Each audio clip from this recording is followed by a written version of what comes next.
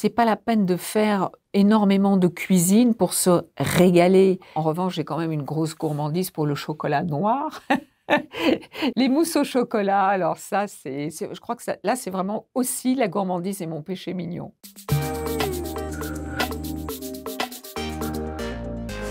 Je suis née en avril, le 19 très précisément, donc au printemps. Je suis un bélier. Je suis née en 1948, donc voilà, ça commence à dater, comme on dit. Je suis née à Cologne, en Allemagne. Alors normalement, j'aurais dû naître à Bordeaux parce que mon père est d'origine bordelaise. Et Cologne, je ne connais pas du tout.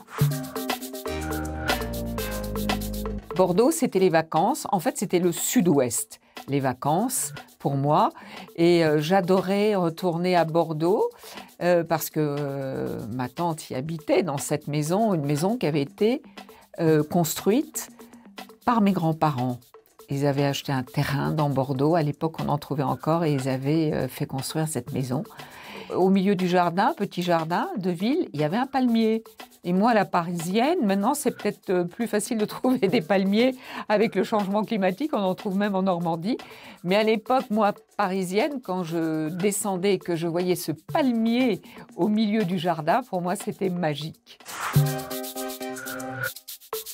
C'était Paris, l'étape à Bordeaux.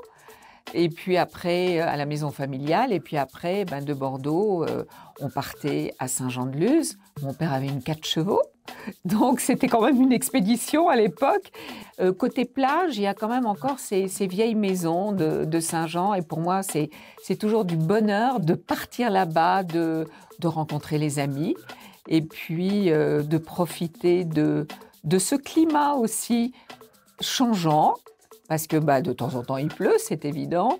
Moi, j'ai le souvenir, quand on passait les vacances là-bas et qu'il pleuvait, alors il y avait un monsieur qui avait un fiacre et avec le cheval. Et puis, quand il faisait pas très beau, au lieu d'aller à la plage, on se faisait une petite balade à cheval, enfin dans le fiacre, jusqu'à Sokoa. Et tout ça, c'était vraiment des souvenirs merveilleux. Aujourd'hui, je vis à Paris, dans Paris. Je travaille à TF1, donc Boulogne, mais c'est vraiment Paris, c'est à touche-touche. Et tous les soirs, comme TF1, c'est sur les quais, pour rentrer chez moi, je prends la voie sur les quais.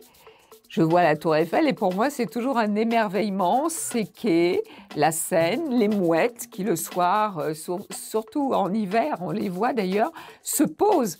Et j'ai un souvenir extraordinaire pendant le confinement, au moment du Covid. Alors, moi, j'ai continué à travailler pour assurer l'antenne et je traversais Paris le matin pour aller à TF1, mais des fois, j'étais toute seule. Et combien de fois je rencontrais, même sur les pelouses ou comme ça, des canards. Et ça, c'était formidable. Je voyais les coquelicots qui repoussaient, la nature qui changeait et qui reprenait, mais si vite, ses droits. En termes culinaires, moi, je ne suis pas pour les choses compliquées. Je vais vous dire, c'est la qualité des produits.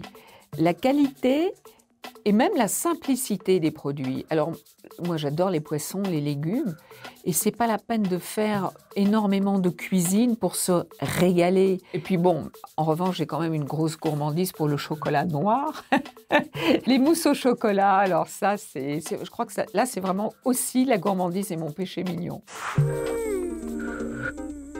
J'ai pas de préférence vraiment régionale ou locale en termes culinaires, parce que je trouve que chaque région a son intérêt par rapport à ses produits et apporte quelque chose. Une soupe corse avec tous les légumes, avec un morceau de viande et tout, c'est fabuleux. Dans le sud-ouest, vous avez les produits locaux et par exemple les huîtres. En Auvergne, le fromage, c'est fabuleux. Après, vous faites des dérivés par rapport aux produits. Bon, un aligot.